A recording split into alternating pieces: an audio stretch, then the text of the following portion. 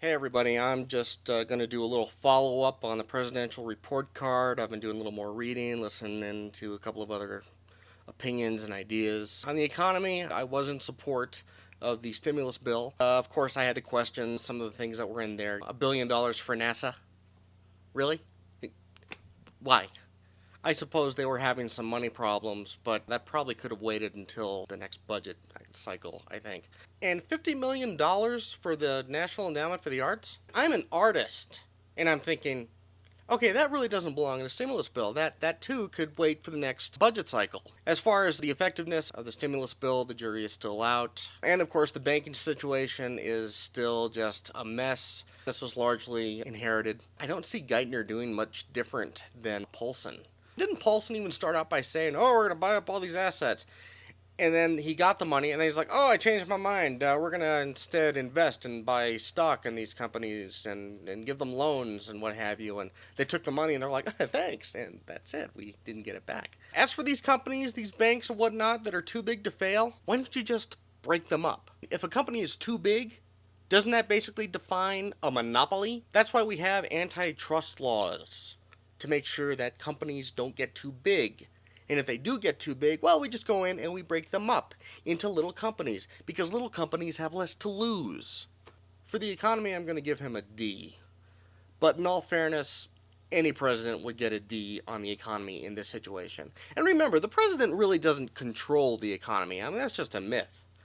For some reason, Americans, despite the fact that we live in a free market, think that, oh my gosh, the economy, good or bad, is the result of something the president did.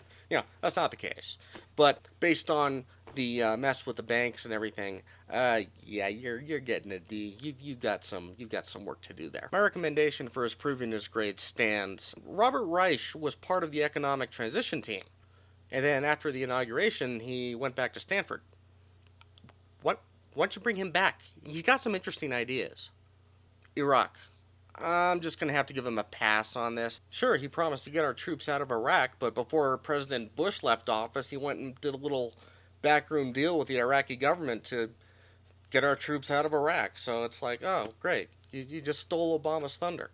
So I don't feel right giving President Obama a grade on that because, yeah, Bush spoiled it for him, basically. So I'll give him a pass. Healthcare.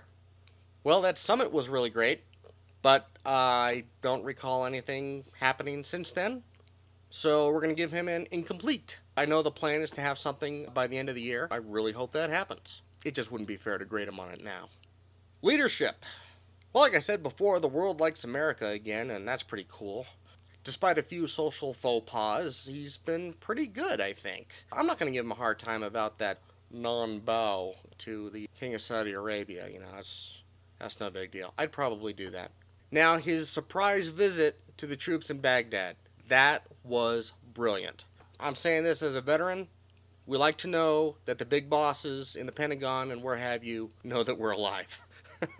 It's always exciting to meet someone higher up in the chain, I've never met anyone higher than, like, an admiral. But to have the opportunity to meet your commander-in-chief, that is great. And as popular as he is, I think that was especially good. It reminds me, actually, of President Bush's surprise visit to the troops in Baghdad. And it totally blew everybody away, They didn't announce it, and he showed up, and the troops just really, really got a kick out of it. So it's always a good thing when the commander-in-chief pays a visit to the men and women who work for him in the military. So I'm going to give him a B on leadership. Okay, so we've got a D on the economy, a pass on Iraq, incomplete on healthcare, and a B on leadership. I'm going to give the president a C plus for his first 100 days. Not great, but there's room for improvement. It's just his first 100 days.